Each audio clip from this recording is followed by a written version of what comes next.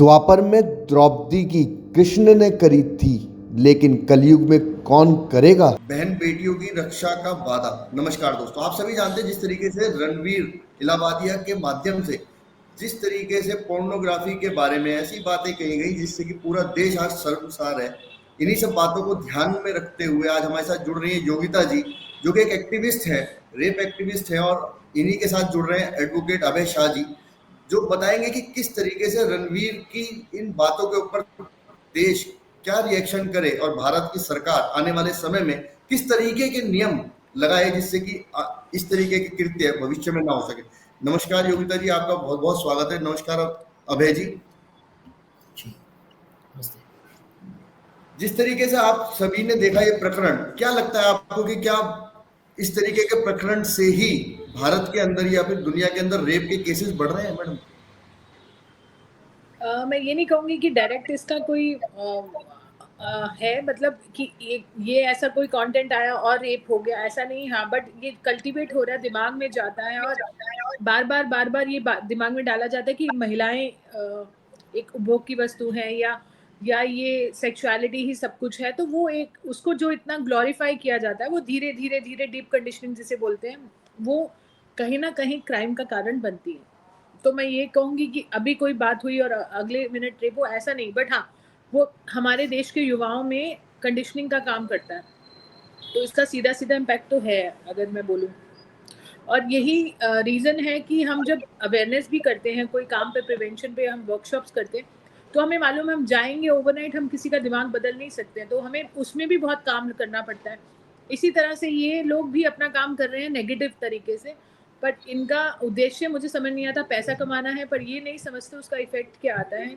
ये बहुत अनफॉर्चुनेट है, पर ये सच्चाई है और इन लोगों को समझाना पड़ेगा। पहले तो इन्हीं को समझाना पड़ेगा, ये जो तुम कर रहे हो इससे क्या होने वाला है। तो इनको समझ ही नहीं है, सबसे बड़ी बात है, इनको खुद ही नहीं पता ये क्या कर रहे हैं। और मुझे लगता है इनका कोई नाता नहीं है समाज से, इनको समझ नहीं आता कि इसका समाज पे इफेक्ट क्या है, या समझ आता है ये फिर भी कमर्शियल रीजंस की वजह से करते चले जा रहे हैं। तो ये समझना पड़ेगा, अगर इनको पता है उसका रिपल इफेक्ट है और उसके बाद भी करें तो ये क्रिमिनल्स हैं या नासमझ हैं। जिनको समझ नहीं है, तो मुझे लगता नहीं कि नासमझ हैं, समझदार लोग हैं, बट कमर्शियल लोग हैं। जिस तरीके से अभी अभी आपने जिक्र किया कमर्शियल लोग हैं और ये नहीं समझ पा रहे। अभी जब ये केस पूरा चल रहा है तो कहीं ना कहीं ये माना जा रहा था कि ये स्क्रिप्टेड नहीं है, लेकिन कहीं से ये दावे भी हो रहे हैं कि एक यूट्यूब चैनल है ओजी क्रूज का, वहां पर ऑलरेडी इस तरीके का कोई पहले हो चुका है इंसिडेंट, और वहां से ही कॉपी करके शायद ये इस शो में बोला गया जिससे कि इनको भी वायरलिटी मिल सके, ये भी वायरल हो सके अपने यूट्यूब चैनल के माध्यम से। क्या लगता है कि क्या केवल एक वायरल होने के लिए ही आप कुछ भी बोल दें और देश उसे सुनता रहेगा? जी, हो सकता है कि इनके मन में ये आया हो कि वायरल होगा तो ये और पैसे बनाएँगे, और वायरल करने का सबसे बढ़िया तरीका है गंदगी फैला दो, और उससे क्या फ़र्क पड़ रहा है, समाज में क्या असर जा रहा है और क्या बोल रहे हैं, माँ-बाप को लेकर बोल रहे हैं या कुछ भी बोल रहे हैं, इंसेस्ट को या कुछ भी, मतलब। तो ये तो एक पर ये इंडिविजुअल रिस्पॉन्सिबिलिटी तो है ना, उनकी मॉरल वैल्यूज़, या वो दिखाता है ना कि आप पैसे के लिए एक चीज़ को वायरल करने के लिए कितना गिर सकते हैं, इस हद तक जा सकते हैं। तो मुझे लगता है कहीं न कहीं ये इंडिविजुअल मोरालिटी की भी बात है। और क्योंकि ऐसा तो हम सब में हम आप यहाँ पे बैठ के चर्चा कर रहे हैं समाज के विषयों के ऊपर। मेरा तो 17 वर्ष का एक्सपीरियंस है। हम लोग दिन रात यही सोचते हैं कि समाज में ऐसे कार्य ना हो, ऐसा क्राइम्स ना हो।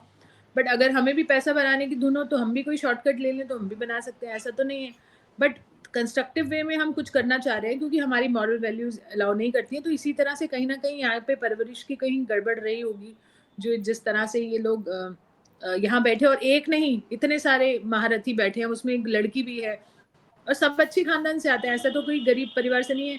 जब हम गरीबों को बोलते हैं चोरी करते हुए पकड़ लेते हैं, पुलिस पकड़ के ले जाती है, बेचारों के पास तो खाने के नहीं होते, तो शायद मजबूरी में चोरी करते हैं, तब भी जेल जाते हैं। और ये लोग तो, मतलब मैं इनको क्रिमिनल्स कहाँ से बोलूँ, मतलब ये तो बड़े क्रिमिनल्स हैं। चोरी चकारी तो फिर एक छोटी बात हो जाती है, ये तो आतंकवादी की कैटेगरी में है एक तरह से।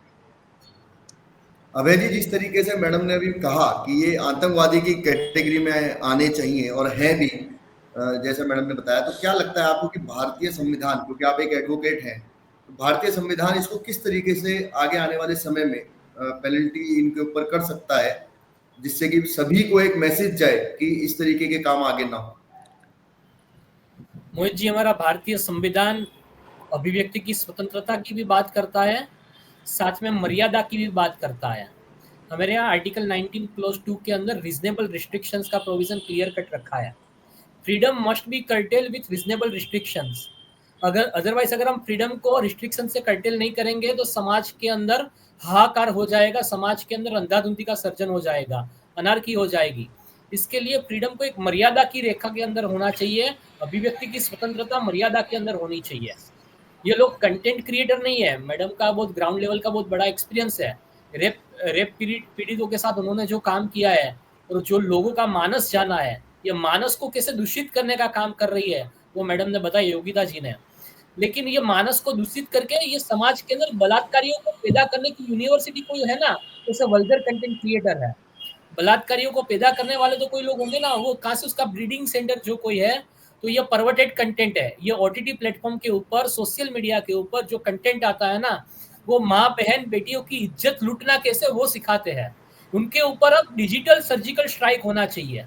यह देश ने बहुत सर्जिकल स्ट्राइक की, अब संस्कारों को जो तबाह कर रहे हैं, जो लोग विकृति परोस रहे हैं, जो मेरी माँ बहन बेटियों की सुरक्षा के लिए खिलवाड़ कर रहे हैं, जो समाज के युवाओं को बर्बाद कर रहे हैं, हमारी मातृशक्ति के लिए गलत सोच की घृणा पैदा कर रहे हैं, माता पिता के लिए घृणा पैदा कर रहे हैं, उनके खिलाफ कड़े से कड़े एक्शन होना चाहिए। समाज के दुश्मन है, कंटेंट क्रिएटर नहीं है, समाज के आतंकवादी है, सांस्कृतिक भारत के वो बड़े दुश्मन है, उनके खिलाफ सख्त से सख्त एक्शन लेना चाहिए। मेरी तो मांग है भारत सरकार से, इस देश के अंदर अनलॉफुल एक्टिविटीज प्रिवेंशन एक्ट है, यह समाज के अंदर आतंकवादी है, समाज के आतंकवादी है, समाज को डिस्टेबल करने का काम किया है, राष्ट्र को डिस्टेबल करने का काम किया है। ऐसे गुंडे तत्वों को, ऐसे अपराधी तत्वों को, विकृति परोसने वाले भेड़ियों को तत्काल प्रभाव से जेल के अंदर डालने चाहिए, फांसी के ऊपर लटका देने चाहिए ऐसे तत्वों को, और समाज के सख्त से सख्त संदेश देना चाहिए कि ऐसा कोई कृत्य करने की हिम्मत न करे। यह सिर्फ रणवीर इलाहाबादिया का सवाल नहीं है साहब, ऐसी बहुत बड़ी गैंग है जिन्होंने ठेका ले रखा है समाज को तबाह करने का। हवस की आग फैला के, उसकी हवस की आग फैलाकर अपनी पैसे की जेब भरने के लिए, पैसे की रोटी सेकने के लिए हमारे देश को, युवा को तबाह कर रहे हैं, किसी गंदगी परोस रहे हैं। आपने देखा ये उनके कंटेंट का क्या नाम होता है, उनका टाइटल देखो ना, हमारे कभी सोचा नहीं था ससुर और बहू का व्याभिचार, टीचर और स्टूडेंट का व्याभिचार, और वो भाभी और पियर का व्याभिचार दिखा रहे हैं, इसे गलत संबंध दिखा रहे हैं। हमारी भारत की परिवार व्यवस्था को टारगेट करके, हमारे पवित्र संबंध थे, पवित्र रिश्ते थे, उनको गलत तरीके से दिखाकर हमारी भारत का परिवार व्यवस्था की तोड़ने की साजिश के ये लोग साजिश करता है। ये साजिशकर्ता को क्या समाज में खुले छोड़ने चाहिए? मैं आपसे पूछता हूँ, पूरा समाज सरकार से पूछ रहा है, कब तक आप आंख पे पट्टी बांध के ये तमाशा देखते रहेंगे? द्रौपदी का वस्त्राहरण हो रहा है, चीरहरण हो रहा है, हम कब तक सोते रहेंगे? कल ये रेला मेरे बेटे के ऊपर आएगा, मेरी बेटी भी सुरक्षित नहीं रहेगी। मेरी बेटी को अगर मुझे स्कूल भेजना है तो डर लग रहा है, अगर कोई भी लोग, अच्छे अच्छे संत लोग भी ऐसा कंटेंट देख के शैतान बन जाते हैं। ये कंटेंट को क्यों रेगुलेट हम नहीं कर सकते हैं? ये डिजिटल वॉर स्पेस को क्यों हमने खुला छोड़ रखा है? मेरी मांग है, पूरा समाज जागना चाहिए, सबको जागना चाहिए। और ऐसे ये घटिया लोग, ये जो परवर्टेड कंटेंट परोसने वाले लोग, ये विकृति परोसने वाले लोग, और ऐसे घटिया डायलॉग बोलने वाले लोग आज खुले फर रहे हैं। उनको स्टेटमेंट लेके उनको विदा कर रहे हैं साहब। प्राइमा फेसी केस एस्टैब्लिश हो रहा है, क्रिस्टल क्लियर वायोलेशन है बीएनएस एक्ट 295 296 का, indecent representation of woman act का, इंफॉर्मेशन टेक्नोलॉजी एक्ट का। आपको कौन रोक रहा है उनको जेल के सलाखों के पीछे डालने के लिए? पूरा देश मांग कर रहा है, तो आप क्यों उनका स्टेटमेंट ले रहे हो? मेरी मांग है, तत्काल प्रभाव से ये अपराधियों का अरेस्ट होना चाहिए और समाज के अंदर सख्त संदेश देना चाहिए। ये है कि हाँ, अब ये जो कंटेंट की बात है ये गलत है, चाहे वो कहीं पे भी हो। माँ बाप के साथ ये इस तरह के लिंक बातें करना, गाली गलौज करना, ये कहीं पर भी एक्सेप्टेबल नहीं होगा। बाहर भी कंट्री में किसी ने ऐसा किया था, उनको भी बायकॉट किया गया। ऐसा नहीं है कि अमेरिका बहुत वो है, एडवांस है और वो सब चीज़ों को, मी टू मूवमेंट वहीं से शुरू हुआ। तो ये तो मुझे लगता है वेस्टर्न वर्ल्ड का कोई इन्फ्लुएंस नहीं। अबे जी, क्या लगता है कि जिस तरीके से ये रणवीर जी का केस हुआ, उसके बाद उनकी फैन फॉलोइंग, क्योंकि अभी मैं कहीं देख भी रहा था कि फैन फॉलोइंग कहीं भी कम नहीं हो पा रही है, और कहीं ना कहीं जो रिपोर्ट का एक बटन होता है जिससे कि लगता है कि हाँ ये गलत कंटेंट है, वो भी कोई रिपोर्ट नहीं कर रहा, तो इसका मतलब क्या लोग देखना चाहते हैं? हिंदुस्तान के अंदर नहीं, पूरे दुनिया के अंदर ऐसा कंटेंट जहाँ पे भी परोसे ना, तो लोगों की ऐसी लोलुपता होती है कि वो देखने के लिए लोलुपित हो जाते हैं।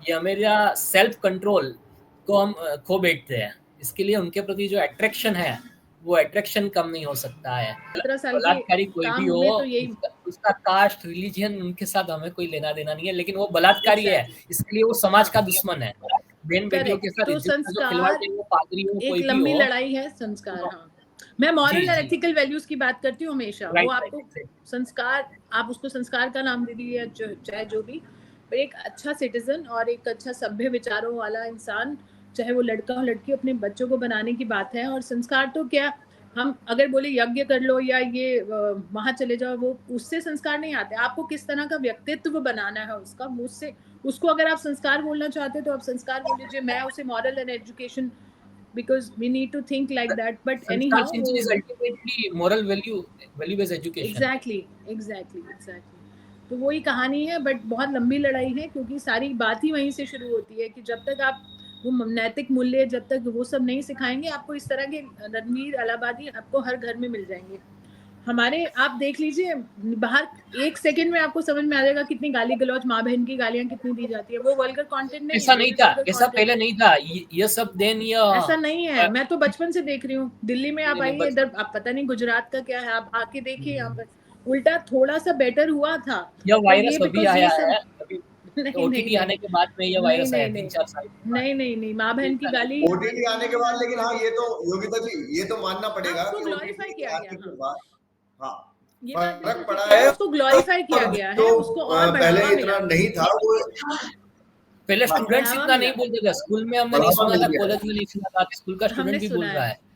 हमने सुना है, खूब सुना है, बट हाँ जी इसको अब ग्लोरीफाई और किया अब जा रहा है, मतलब उसको हाँ मतलब उसको अच्छा वो अब माना जा ओटीटी रहा का है, उसको वायरस प्लेटफॉर्म नॉर्मलाइज देखने कर दिया। रूरल एरिया तक आ गया। इसमें जैसे पहले अगर हम कह सकते हैं कि भाई सीआईडी जब आता था तो पहले मर्डर के, चोरी के नए नए तरीके देखने को मिलते थे ना, तो वो अब ओटीटी के माध्यम से हर कोई व्यक्ति हर चीज इसी तरह सीखने के लिए तैयार हो चुका है और जीवन में उसे ला रहा है। उसको ये नहीं पता कि ये सही है या गलत है, लेकिन वो अपने जीवन में उसे ला रहा है। सही बात है। रणवीर ने जो कहा, वो मोहित जी, महिला वहां बैठी थी, उन्होंने इतना ये जो फ्लड आ रहा है ना परवर्टेड कंटेंट का, उसके रोकने के लिए ये इकोसिस्टम को तोड़ना पड़ेगा। इसके लिए मेरी मांग जी यह है भारत सरकार से, ये कंटेंट का जी मोनेटाइजेशन हो रहा है। आप वल्गर जी कंटेंट डालोगे तो ज्यादा व्यूअर्स मिलेंगे तो आपका कंटेंट मोनेटाइज हो रहा है, इसलिए आप ज्यादा पैसा कमा पाओगे। इसके लिए जो भी टीवी के एथिक्स है, टीवी के जी लिए हमने प्रोग्राम कोड दिए है, cable television network regulation act के अंदर रूल 6 के प्रोग्राम कोड है। अगर आप टीवी के प्रोग्राम कोड को फॉलो नहीं करते हो तो आपका टीवी का चैनल ब्लॉक हो सकता है। न्यूज़ चैनल को भी न्यूज़ के एथिक्स को फॉलो करना पड़ता है। न्यूज़पेपर वालों को भी जी न्यूज़ मीडिया के जो प्रेस काउंसिल के एथिक्स है उनको फॉलो करना पड़ता है। तो साहब ये ओटीटी वाले और सोशल मीडिया वालों को क्यों स्पेशल प्रिविलेज दिया जा रहा है? तो सेम लेवल जी प्लेइंग फील्ड होना चाहिए। तो मेरी आज संसद की कमेटी की स्टैंडिंग कमेटी की मीटिंग थी, तो उन्होंने मैंने सभी कमेटी मेंबर्स को एक निवेदन दिया कि आप ये रूल 6 प्रोग्राम कोड एडॉप्ट कर दीजिए सभी ऑडियो विजुअल प्लेटफॉर्म के लिए। उदय माहुरकर जी के साथ हम सब साथ में मिलकर save culture save Bharat foundation के साथ पूरे राष्ट्र में मुहिम चला रहे हैं।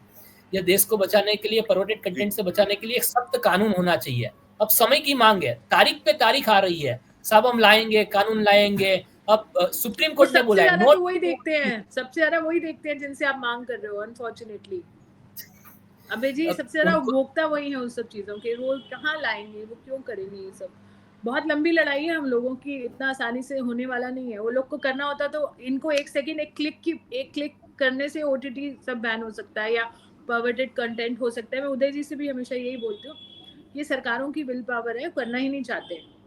तो हम कितना हम भी प्रयास करें, देश के सभी सांसद आवाज उठाए पार्लियामेंट के अंदर। लोकतंत्र के अंदर उनका आवाज का एक महात्म्य होता है, उनके आवाज से कानून बनेगा, उनकी नीति बनेगी तो देश के अंदर उसका इम्प्लीमेंटेशन होगा। तो उनके लिए भी सबको मिलकर प्रयास मांग करना लगातार करते रहेंगे। सॉरी मुझे निकलना पड़ेगा, मेरा एक और कमिटमेंट है, तो but you both can continue. तो बट आज बहुत आप जरूरी हमारे चर्चा है। साथ जुड़े, आपने बताया कि जिस Thank तरीके से you. परवर्टेड कंटेंट हमारे देश को आगे आने वाले समय में बर्बाद कर रहा है, आप हमारे साथ जुड़े, आपका बहुत बहुत धन्यवाद। Thank you so much.